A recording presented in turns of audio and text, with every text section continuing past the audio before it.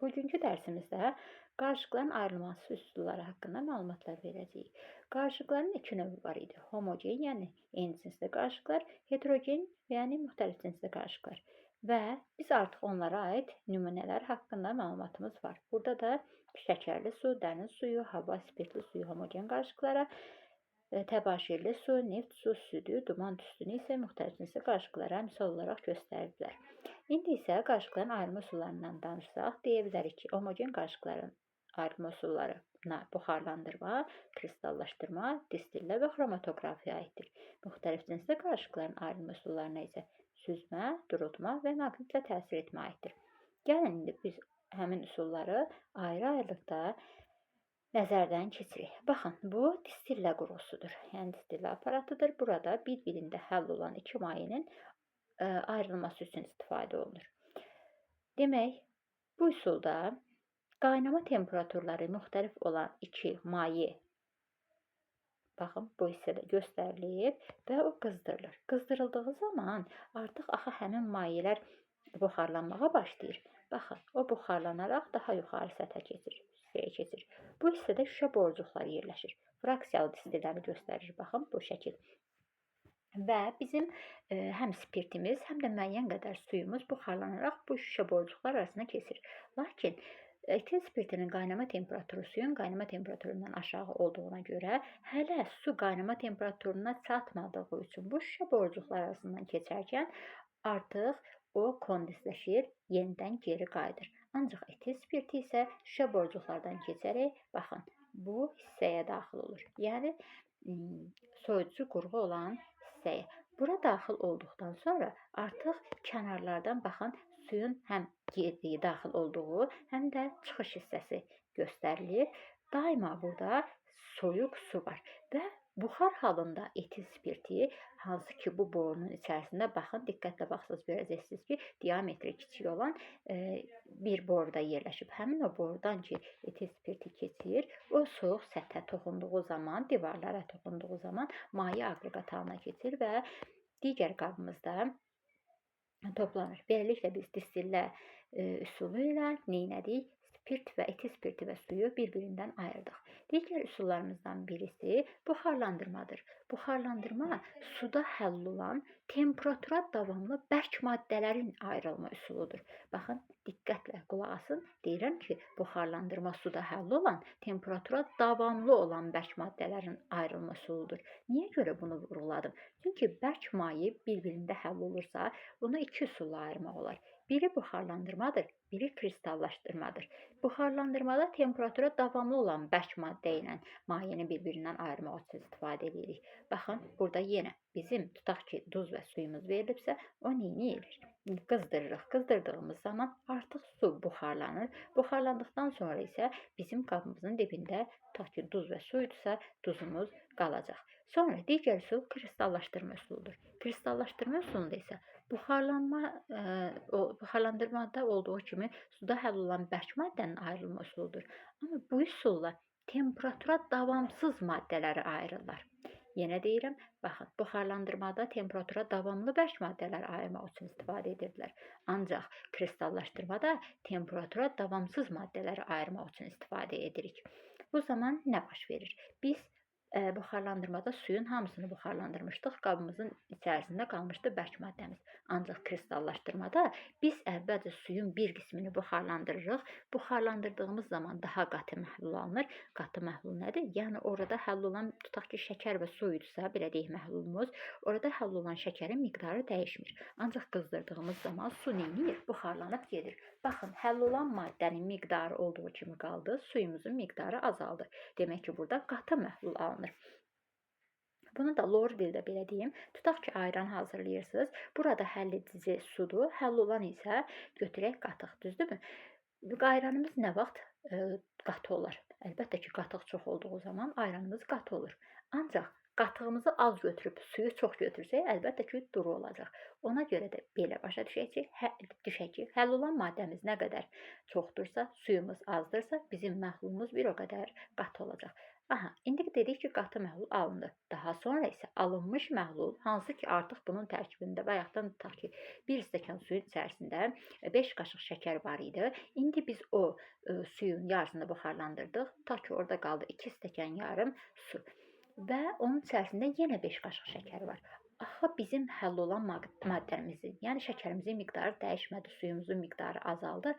Artıq o şəkər həmin suya çox gəlir. Yəni içərisində çoxluq təşkil edir. Ona görə də soyutduğumuz zaman həmin o şəkər bir müddət sonra nə edir? Kristallar şəklində ayrılır. Daha sonra digər üsulumuz nədir? Xromatoqrafiya. Xromatoqrafiya üsulunu baxın, mən sizə belə əlik qaz vasitəsilə göstərmək istədim. Bu şəkil məncə maraqlıdır. Xromatoqrafiya üsulunda biz bilirik ki, homogen qaz və ya maye qarışıqlar ayrılır. Bu üsulun əsas prinsipi ondan ibarətdir ki, adsorpsiya prosesi baş verir. Adsorpsiya nədir? Hər hansı bir bərk maddə tərəfindən başqa maddənin udulmasıdır. Baxın, məsəl üçün burada biz nəyi göstərmişik? Əlik qazı göstərmişik, düzdürmü? Zəhərli qaz və tutaq ki, biz hər hansısa bir otağa daxil olmuşuq, orada nə var? Zəhərli qaz var, düzdürmü? Əlik qaz vasitəsilə biz nəfəs alırıq və bu zaman maskanın aşağı hissəsində aktivləşdirilmiş kömür var. Aktivləşdirilmiş kömür zəhərli qazları məsamələrini hopdurur və təmiz havanı bizim üçün, belə deyək ki, necə deyim, təmiz havanı bizim üçün əlverişli hala gətirir ki, biz təmiz hava vasitəsilə tənəffüs eləyək. Və yaxud da ki, baxın, stolun üzərinə su tökülübsə, biz nə edirik? Tez salfetdən istifadə edirik. Salfet kağızını gətirib suyun üzərinə qoyduğumuz zaman həmin o salfet kağızı suyu özünə çəkəcək. Neynədir? Uddu, adsorpsiya elədi, düzdürmü? Sonra digər üsulumuza baxaq. Baxın, xromatoqrafiya bu əvvəlki dərsliklərdə yoxdur. Hal-hazırki yeni dərsliklərdə var ki, xromatoqrafiya üsulunda biz nə edə bilərik? Bu üsuldan istifadə edərək həm məhkəmə ekspertizasında, həm qida, həm də içki dərman analizlərində istifadə edə bilərik. Baxın, burada görürsünüz, hər hansısa bir hadisə baş verib və burada tutaq ki, belə deyək, bir cinayətkar var və oradan bir məktub tapılıb. Cinayətkarın da cibində bir qələm var. Bu zaman insanlar həmin o məktubdakı sözlərin, yazılan qələmin, belə deyim, cinayətkara aid olub olmamasını xromatoqrafiya üsulu ilə müəyyən edirlər. Bu zaman mürəkkəbdən biz bilirik ki, mürəkkəblərin tərkibi fərqli-fərqli, belə deyək ki, maddələrdən təşkil olunur. Yəni hər mürəkkəbin tərkibi eyni olmur. Müxtəlif fazalardan, müxtəlif hissələrdən ibarət olur. Bu zaman məhkəmə həmin o qələmi götürür. Onun xromatoqrafiya nəticəsində baxırlar ki, görək həmin o qələmin içərisindəki maddələr hansılardır.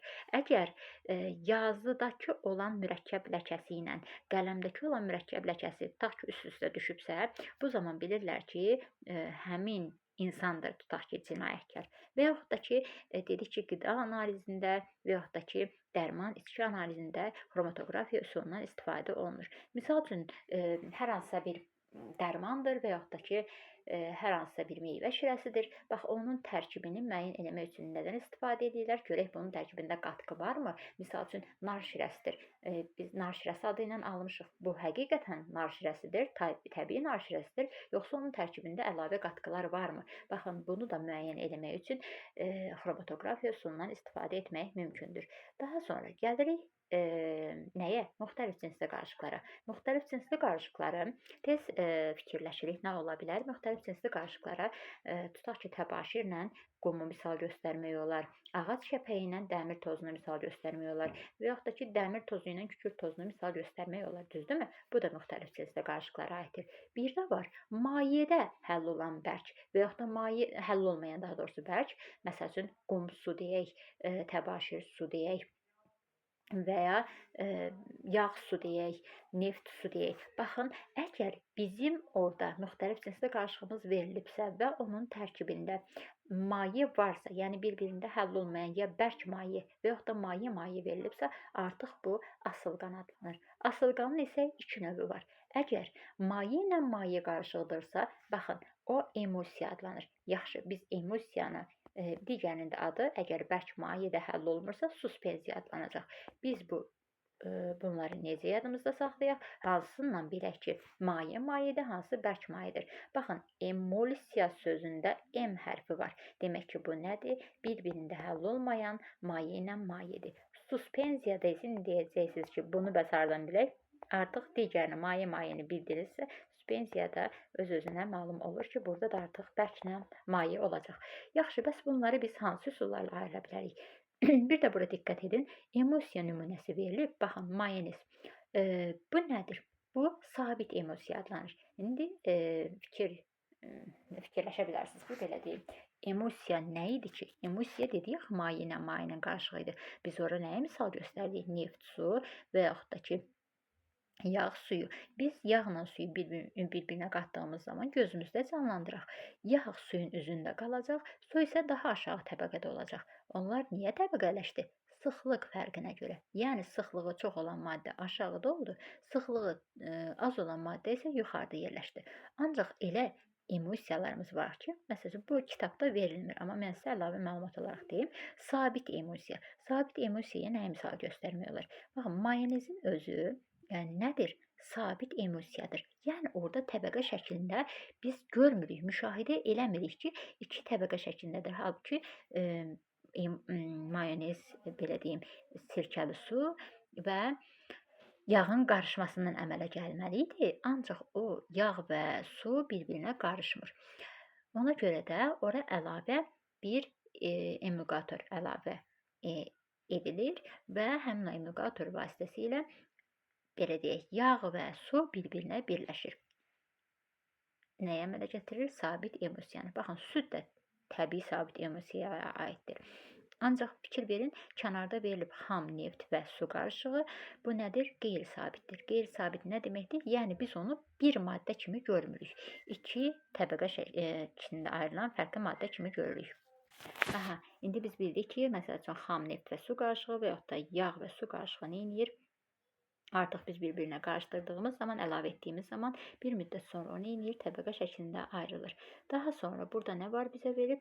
Mədə şərbəti. Baxın, bir çox dərmanların üzərində yazılır ki, bunu əvvəl çalxalayın, sonra için. Səbəb nədən ibarətdir? Çünki bir-birində həll olmayan iki maddədir və məsələn təbaşir və su qarışığı. Bu suspensiyaya aid nümunədir, düzdürmü? Və ya da ki, torpaq su. Biz əvvəlcə bir-birinə əlavə etdik, bir müddət gözləyirik, bir müddət gözlədikdən sonra artıq o təbəqə şəklində ayrılır. Əgər həll olan maddəmiz tutaq ki, yüngüldürsə üzdə qalır, yox, əgər ağırdısa dibə çökmüş olur və yəni təbəqə şəklində ayrıldı. Ona görə də bəzi maddələrin istifadə etməzdən əvvəl çalxalayırıq ki, onun tərkibindəki maddələr bir-birinə qarışsın və biz istifadə edə bilək. Daha sonra burada baxın, durutma üsuluna aid misal göstərilib. Yağ və su hansı üsulla ayırmaq olar? Ayırıcı qıf vasitəsilə ayırmaq olar. Ayırıcı qıfa fikir verin. Bu hissədə aşağıda kran hissəsi var, belə deyək. Yəni bizim tutaq ki, yağ və suyumuzdur. İndi burada bilməm nə verilib. 2 maddə verilir və onlardan biri ağır olur, aşağı hissədə qalır, biri isə yüngüldür, baxın üst hissədə qalır. Və biz burada ayırıcı qıf vasitəsilə nə edirik? Bu hissədən açdığımız zaman, kranı belə deyək, aşağıda olan maddə, yəni sıxlığı çox olan maddə nə edir? Tökülür digər qabımıza. Mən buna aid başqa bir videoda hazırlayıb yerləşdirmişəm özüm ev şəraitində hazırladığım bir aparatla, belə deyim, distillə nədir? Durutma üsulunu göstərməyə çalışmışam. İstəsəniz həmin videonu da izləyə bilərsiniz. Yəni sıxlığı çox olan maddə aşağıda olduğuna görə daha birinci ayrılıb gedəcək. Sıxlığı az olan maddə isə yuxarıda qalır. Artıq bu aşağı hissəyə çatdığı zaman, baxın bu hissəyə çatdığı zaman nə edirik? Kranı bağlayırıq ki, digər maddəmiz yuxarıda qalsın. Biz aşağıda toplanmış maddəmizi, qabımızda toplanmış maddəni ayırmış olaq. Sonra bu süzmə üsulunu göstərir. Süzmə üsulunda da nədir? Suspenziya, bərk və maye bir-birində həll olmur dediyi, məsəl üçün qum su və yaxud da ki, təbaşir tozu su, onu süzgəc kağızı vasitəsilə qıfın içərisində yerləşdiririk, süzürük. Bu zaman bizim bərk maddəmiz qalır filtr kağızının içərisində, digər maddəmiz isə təmiz halda süzülür digər qaba. Buna isə filtrat deyilir. Sonra maqnitlə təsir etmə var.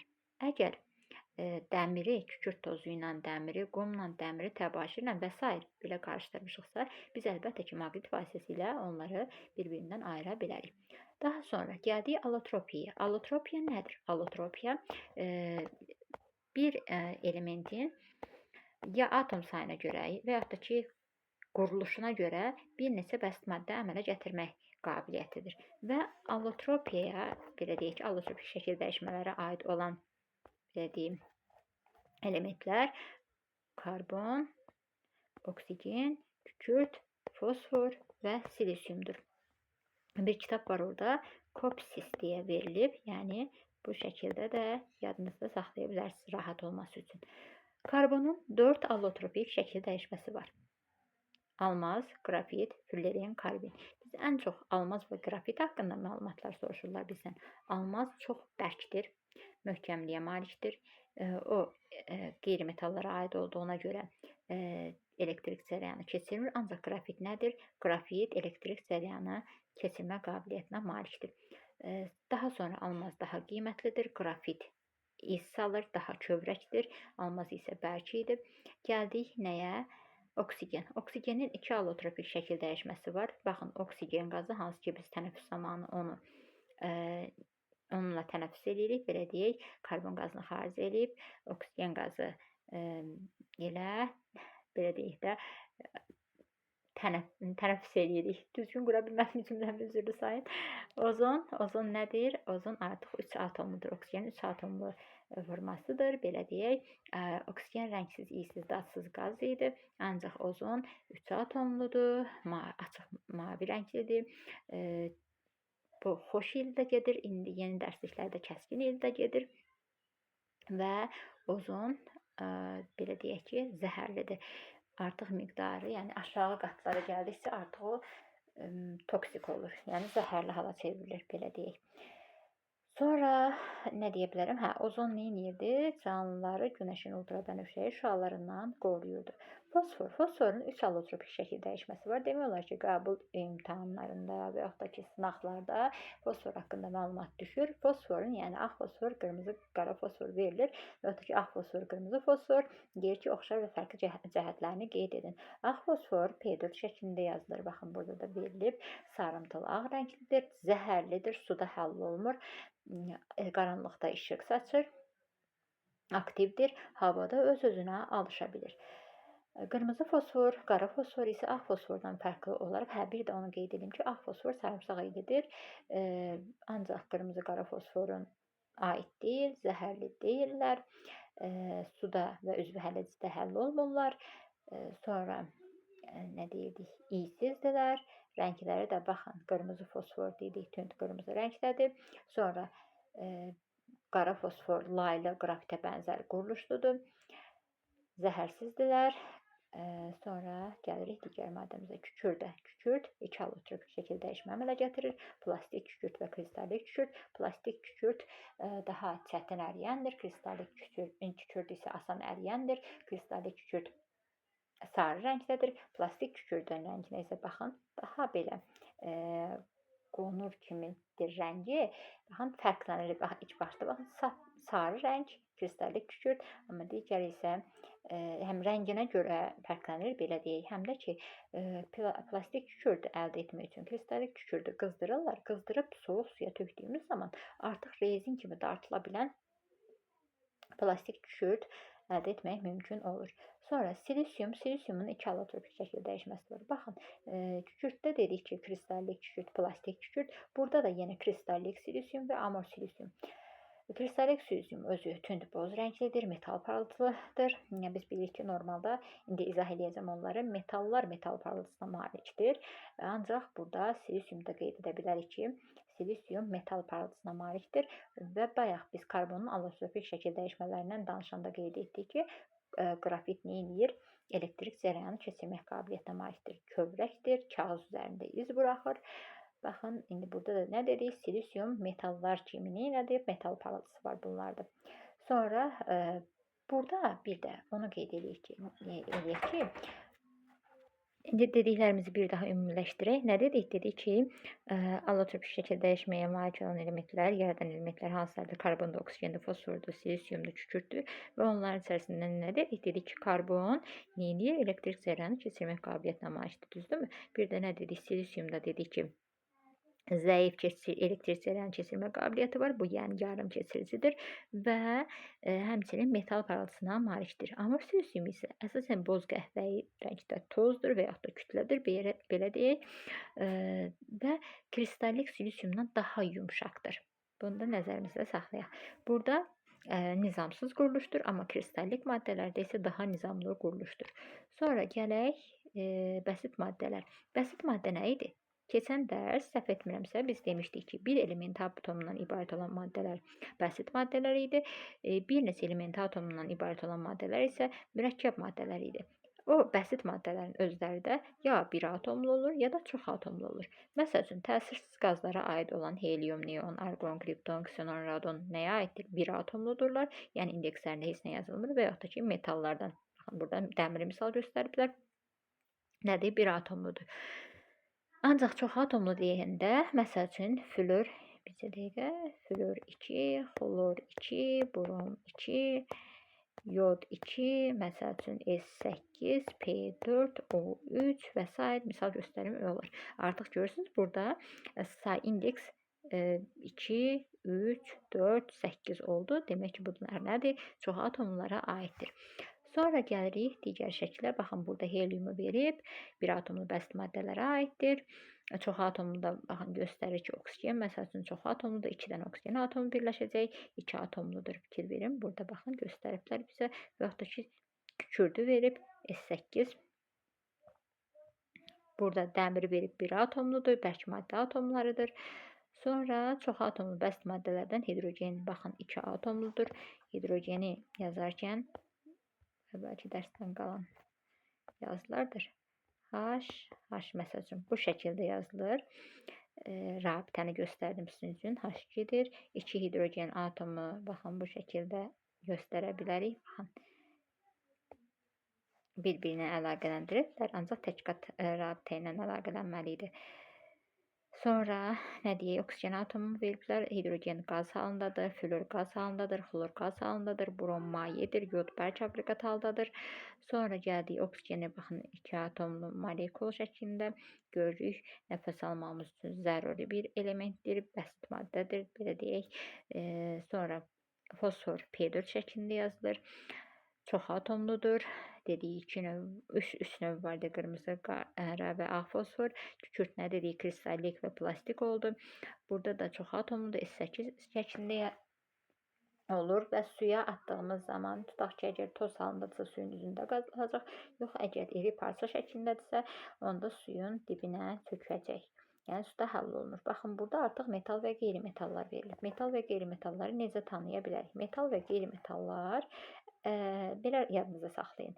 Hələlik 2 hərfdən ibarətdirsə, biz bunu metal kimi götürürük. Bir hərfdən ibarət olanları qeyri-metal kimi. Hələlik ilkin məlumat olaraq yadda saxlamağınız üçün deyirəm ki, rahat tapa biləsiniz. Ancaq unutmayın, kalium bir hərfdən ibarət olsa da metallara aiddir. Bir də xlordur, bromdur, silisiumdur. Bunlar 2 hərfdən ibarət olsa da qeyri-metallara aiddir. Yəni 2 hərf görəndə əsasən metal götürürük, bir hərf görəndə qeyri-metal götürürük. Ancaq bu dediklərimiz istisnadır. Kalium bir hərfdən ibarətdir, ancaq metallara aiddir. Xlor, brom, silisium isə 2 hərfdən ibarətdir. Bunlar isə qeyri-metallara aiddir. Daha sonra gəldik metallar və qeyri-metalların xüsusiyyətləri. Metalların xüsusiyyətlərinə gələndə metallar metal parıltısına malikdir. Elektrik cərəyanı və istiliyi keçirirlər. Plastik xassələrdirlər, döyülüb yaslanana bilirlər. Yəni onları istənilən formanı vermək mümkündür. Aqreqat halları əsasən bərk aqreqat haldadır, ancaq bir dənə elementimiz var ki, o cibə metal olsa da o maye aqreqat halındadır. Sonra dedik ki, yüksək ərimə temperaturuna malikdir və sıxlığı böyükdür, belə deyək. Qeyri-metallar isə artıq bunlarda metal parıltısı yoxdur. Bayaq nəyin adını çəkdik? Silisiumda dedik ki, kristallik silisium metal parıltısına malikdir. Elektrik cərəyanı keçirmirlər, ancaq karbonal allotropik şəkil dəyişmələrindən olan qrafit və silisiumun Allotrofik şəkil dəyişmələrindən olan kristallik silisium nə idi? Kristallik silisium yarım keçirici idi, yəni elektrik cərəyanını keçirirdi, həmçinin qrafikdə elektrik cərəyanını keçirirdi. Sonra dedik ki, metallar əsasən plastik xassəlidir, döyülüb yaslana bilirlər, ancaq qeyri-metallar isə kövrəkdirlər. Metalların aqreqat halları bərk oldu, orada bir dənə istisna elementimiz Sibir maye aqreqat halda idi, ancaq qeyri-metallarda isə hər üç aqreqat halında olurlar, həm bərk, həm maye, həm də qaz aqreqat hallarında ola bilirlər. Nə dedik? Bayaq məsələn flör dedik ki, qeyri-metallara aiddir. Qazdır, xlor qazdır, brom mayedir, yod bərkdir. Sonra nə dedik? Oksigen qazdır, hidrogen qazdır.